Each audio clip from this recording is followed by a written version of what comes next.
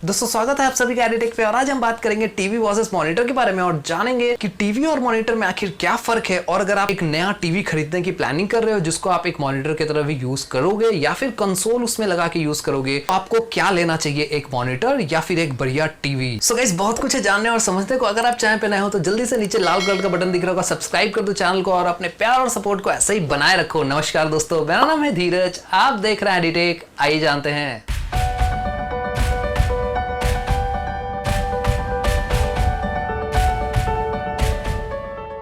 दोस्तों टीवी और मॉनिटर के बारे में हम जब सोचते हैं तो एक जो मेजर चीज ध्यान आती है वो आती है प्राइस। जहां टीवी की प्राइस अमूमन बहुत ज्यादा होती है वहीं मॉनिटर की प्राइस बहुत कम। और यहां हमें ये समझ नहीं आता कि यार HDMI से ही अगर चलाना है तो यहाँ पे टीवी और मॉनिटर के प्राइस में इतना फर्क आखिर क्यों है। दूसरी जो सबसे इंपॉर्टेंट चीज ध्यान आती है कि क्या हम टीवी को एज अ मॉनिटर या फिर मॉनिटर को एज अ टीवी यूज कर सकते हैं। तो जवाब तो हमें मिल जाता है कि HDMI कनेक्शन है, हाँ यूज कर सकते हैं, बट क्या वो फिजिबल होगा। क्या अगर आप टीवी यूज करते हो एज अ मॉनिटर तो क्या वो टीवी वैसा काम कर पाएगा जो एक टिपिकल मॉनिटर कर सकता है, या फिर अगर आप मॉनिटर को टीवी की तरह यूज करते हो तो क्या वो मॉनिटर आपको एक परफेक्ट टीवी एक्सपीरियंस दे सकता है। सो इन्हीं सब सवालों के जवाब ढूंढेंगे हम इस वीडियो में और कंपेयर करेंगे टीवी और मॉनिटर को कुछ पॉइंट्स पे, और अंत में ये समझने की कोशिश करेंगे कि क्या टीवी और मॉनिटर टोटली डिफरेंट चीज है या फिर इन दोनों को सब्स्टिट्यूट करके यूज किया जा सकता है। सो गाइस स्टार्ट करते हैं स्क्रीन साइज के साथ। यहाँ पे अगर आपने नोटिस किया होगा तो अमूमन जो टीवी होता है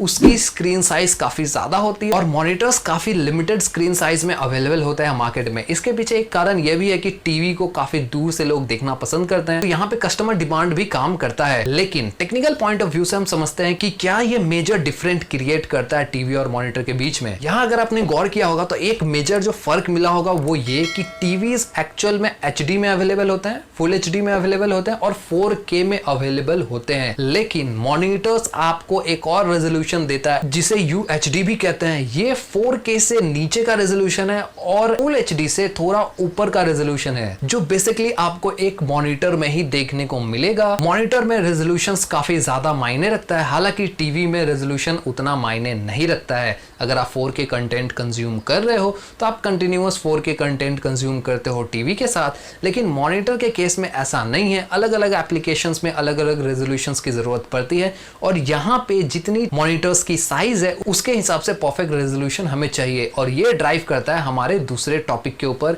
जिसका नाम है स्क्रीन रेजोल्यूशन। स्क्रीन रेजोल्यूशन काफी इंपॉर्टेंट हो जाता है आज की तारीख में, जहां पे हम एक तरफ देखते हैं कि 4K रेजोल्यूशन अवेलेबल है टीवीज के केस में, मॉनिटर के केस में भी 4K रेजोल्यूशन अवेलेबल है। लेकिन वही मॉनिटर के केस में QHD जिसे क्वाड HD भी कहते हैं ये अवेलेबल होता है, जो टीवी में हमें देखने को नहीं मिलता। रेजोल्यूशन की अगर हम बात करें तो QHD का जो रेजोल्यूशन होता है वो होता है 2560 इंटू 1440 पिक्सल्स। और ये एकमात्र चीज नहीं है जो टीवी को मॉनिटर से अलग करता है। यहाँ एक और चीज आता है वाइड एंगल, जहां पे एक तरफ हमें टीवी एक पर्टिकुलर शेप में देखने को मिलता है। चाहे आप टीवी की साइज कितनी भी बढ़ा लो या छोटी कर लो, आपको वो टिपिकल रेक्टेंगल शेप में ही देखने को मिलेगा। लेकिन मॉनिटर्स के केस में ऐसा नहीं है। मॉनिटर्स के केस में व्यूइंग एक्सपीरियंस को बढ़ाने के लिए आपको वाइड एंगल व्यूज वाले मॉनिटर्स भी दिखते हैं, जहां पे एस्पेक्ट रेशियो जाती है 21:9 तक। लेकिन ये चीज टीवी में आमतौर पे देखने को नहीं मिलेगा। और इसमें एक और चीज आता है स्क्रीन रेजोल्यूशन टॉपिक के अंदर ही, इसे कहते हैं पिक्सल डेंसिटी। पिक्सल डेंसिटी क्या है? एक स्क्वायर इंच में कितने ज्यादा पिक्सल है, कितने घने पिक्सल है, वो डिसाइड करता है कि आपकी टीवी या मॉनिटर की जो स्क्रीन होगी वो कितनी अच्छी होगी। यहाँ पे आमतौर पे फुल HD टीवी आप 32 इंच तक का ले सकते हो या उसके बियॉन्ड भी कई बार लोग लेते हैं। लेकिन क्या आप मॉनिटर 32 इंच तक का ले सकते हो? सिंपली नहीं। आप 24 इंच से ज्यादा, 32 तो बहुत दूर, आप 24 इंच से ज्यादा बड़ा मॉनिटर नहीं ले सकते अगर हम रेजोल्यूशन फुल HD रखते हैं तो। फुल HD मॉनिटर्स अगर आपको चाहिए और अच्छा एक्सपीरियंस चाहिए तो 24 इंच भी बहुत होता है। उससे ज्यादा अगर आप जाओगे तो वहां पे स्क्रीन में पिक्सल्स पूरे प्रॉपर आपको दिखेंगे, जो काफी अनोइंग होता है और एक्सपीरियंस बहुत खराब होता है। पिक्सल्स कुछ इस तरह के जो लो क्वालिटी स्क्रीन में दिखते हैं आमतौर पे, वो बेसिकली 27 इंच या 28 इंच के अगर फुल HD मॉनिटर लिए जाएं उसमें दिखेंगे। ऐसा क्यों होता है? क्योंकि मॉनिटर्स के पास हम बैठते हैं, जो हमारा व्यूइंग डिस्टेंस होता है एक्चुअल में मॉनिटर्स के साथ काफी क्लोज होता है, टीवी के साथ काफी डिस्टेंस से हम देखते हैं, अमूमन 6 से 8 फीट के डिस्टेंस से और बियॉन्ड दैट। तो उस केस में पिक्सल डेंसिटी उतना टीवी में मायने नहीं रखता, लेकिन मॉनिटर में बहुत मायने रखता है। यहाँ पे तीसरा जो पॉइंट आता है वो आता है HDR, हाई डायनामिक रेंज। ये क्या चीज है? ये एक्चुअल में पिक्चर क्वालिटी इनहेंस करता है, कलर को बूस्ट करता है। सिंपल भाषा में आप इतना समझो तो यहाँ पे जो हाई डायनामिक रेंज है HDR है, वो बेसिकली आपको 4K टीवीज के साथ देखने को मिलेगा।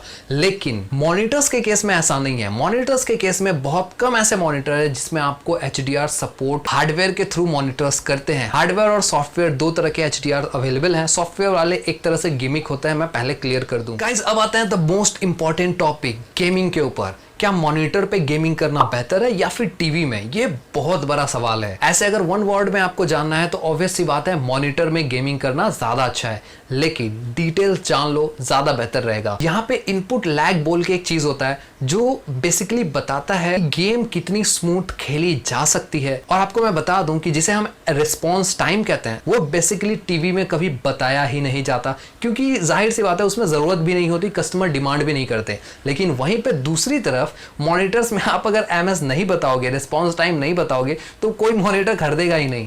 Response time the most important चीज है जिसे देख के लोग मॉनिटर परचेस करते हैं। और मॉनिटर्स में जो रिस्पॉन्स टाइम रहता है वो काफी फास्ट रहता है, अमूमन 5 मिलीसेकंड का रिस्पॉन्स टाइम देखने को मिल जाएगा। और गेमिंग डेडिकेटेड मॉनिटर्स में 1 मिलीसेकंड तक का रिस्पॉन्स टाइम मिलता है, जिसमें पैनल TN रहता है, बल हाँ 1 मिलीसेकंड का रिस्पॉन्स टाइम तो मिलता है।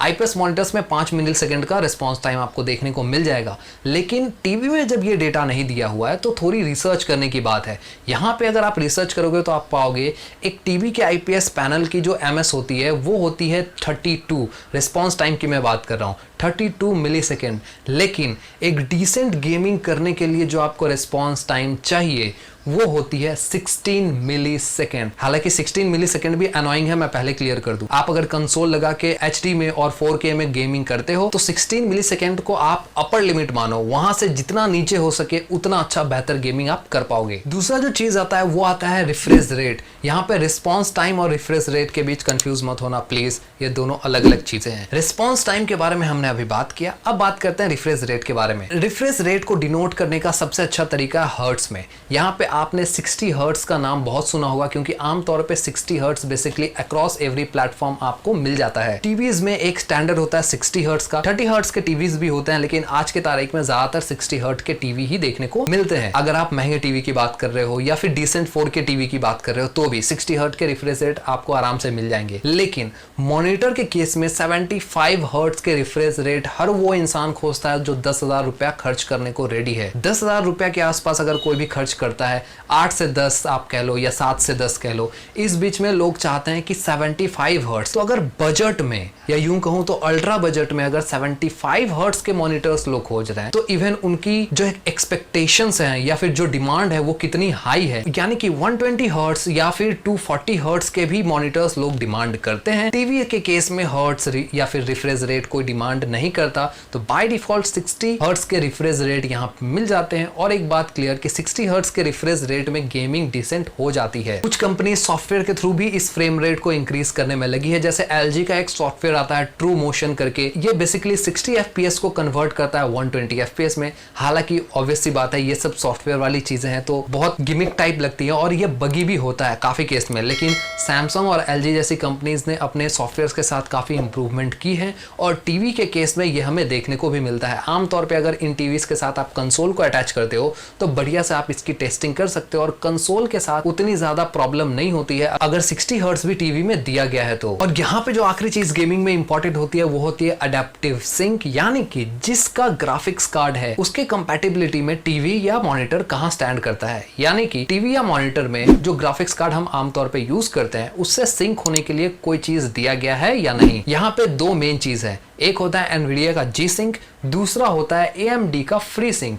AMD का FreeSync आपको एक बजट मॉनिटर टीवी में देखने को मिल जाएगा। टीवी में हालांकि नहीं मिलता, लेकिन अब आने लगे हैं। ये एक इंपॉर्टेंट चीज है और ये बहुत अच्छी चीज है। बजट मॉनिटर्स में AMD का FreeSync आपको मिलता है, लेकिन Nvidia का G-Sync नहीं मिलता। वो इसलिए क्योंकि Nvidia का G-Sync काम करता है डिस्प्ले पोर्ट पे, HDMI पे ये सब चीजें काम नहीं करती, आपको ध्यान रखनी चाहिए। और जो AMD का FreeSync है वो भी डिस्प्ले पोर्ट पे ज्यादा बेहतर काम करता है। तो ऐसे किसी टीवी में जिसमें डिस्प्ले पोर्ट है, उसमें ये आप अज्यूम कर सकते हो कि उसमें G-Sync या फिर FreeSync दिया हुआ है। हालांकि ऐसा जरूरी नहीं है, मैं ये क्लियर कर रहा हूं यहाँ पे, ऐसा जरूरी नहीं है। एक बार अगर आप रिसर्च करोगे तो हो सकता है आपको उसमें मिले कि G-Sync या FreeSync दिया हुआ है। ये बेसिकली हेल्प करता है। अगर आप इसको ग्राफिक्स कार्ड के आउटपुट से कनेक्ट करते हो तो ये काफी अच्छा काम करेगा, और वहां पे जो सिंक है ग्राफिक्स कार्ड के आउटपुट की और मॉनिटर के इनपुट की, ये काफी बेहतर तरीके से काम करता है। सो गाइस, अब आते हैं कंक्लूजन पे। कंक्लूजन यही है कि दोनों का काम अलग अलग है।